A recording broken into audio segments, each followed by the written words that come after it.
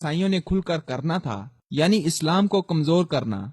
इसके लिए ऐसा ग्रोह वजूद में आ चुका था कि जब भी जहां भी जरूरत पड़े ये रूह व अमल आने को तैयार थे।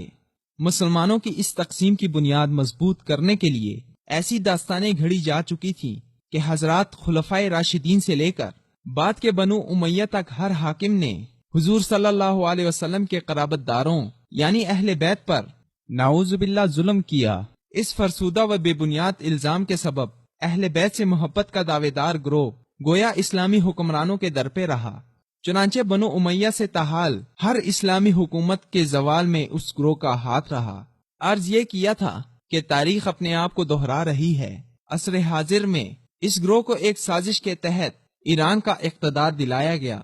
दूसरी तरफ यहूदी रियासत इसराइल पहले ही मशरिक वस्ता में वजूद में आ चुका था।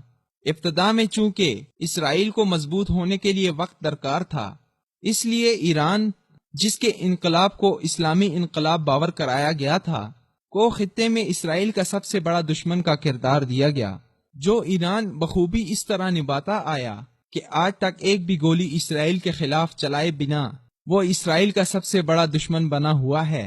सब ही जानते थे कि अफगानिस्तान के जहाद, रूस की शिकस्त के बाद दुनिया भर में फैले मुसलमान जो उस जंग में ट्रेंड हो चुके थे, अगर इसराइल का रुख करते तो उसकी बैंड बजा देते। ऐसे में दोबारा से अफगानिस्तान पर यलगार, फिर इराक पर हमला कराया गया ताकि मुस्लिम ममालिक अदम इस्तेहकाम का शिकार हों।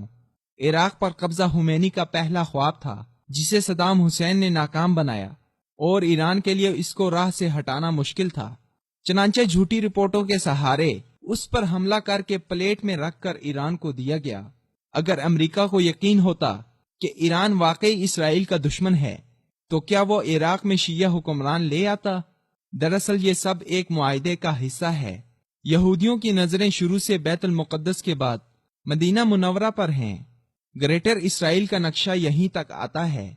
ईरान को मजबूत करना अमेरिका और यहूद नसारा के मुफाद में है। पहले इसराइल के जरिए अरब मुमालिक को दबाया गया, अब उसके पहलू में इस्लाम ही का नाम लेने वाला एक ऐसा मुल्क ला खड़ा किया गया जो मक्का और मदीना पर कब्जे का ख्वाब देखता है, बल्कि धमकियां देता है।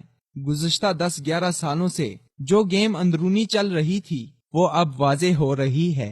वो ये है कि वो ईरान जिस पर पाबंदियां थी, जिसे अमेरिका और इसराइल का सबसे बड़ा दुश्मन दहशतगर्द मुल्क का उन्वान दिया करता था, अचानक ऐसा क्या हुआ कि उसी ईरानी सदर का यूरोप में रेड कारपेट इस्तकबाल होता है। बमफियां खत्म होते ही तिजारती मुआहदे का एक ना खत्म होने वाला सिलसिला शुरू होता है। तो क्यों? ये सिर्फ और सिर्फ इसलिए कि अब यहूद को मालूम है कि वो सिर्फ इसराइल के बलबूते पर अरब मुमालिक को जेर करना चाहे तो ये मुमकिन न होगा।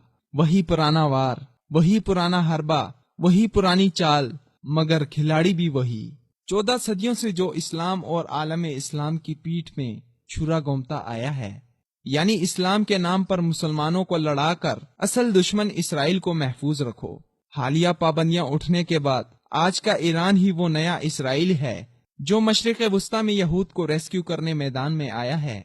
लेकिन चूंकि नफरतें गहरी हैं, अदावत मिसाली और दुश्मन काइयां है, इसलिए ये अब की बार के दुश्मन को ईरान माजी में इसराइल की तरह महज धमकियां नहीं देगा।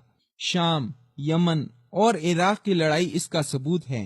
30 साल से लाखों फलस्तीनी मुसलमानों की शहादत पर इसराइल के खिलाफ हरकत में न आने वाली ईरानी फौज बाकायदा शामी मुसलमानों से और यमन में अरब इत्तेहाद से आखिर क्यों बरसरे पेकार है? ये सब कुछ उसके नए किरदार का तकाजा है जो मशरिक वस्ता में सौंपा गया है, एक नए इसराइल का किरदार।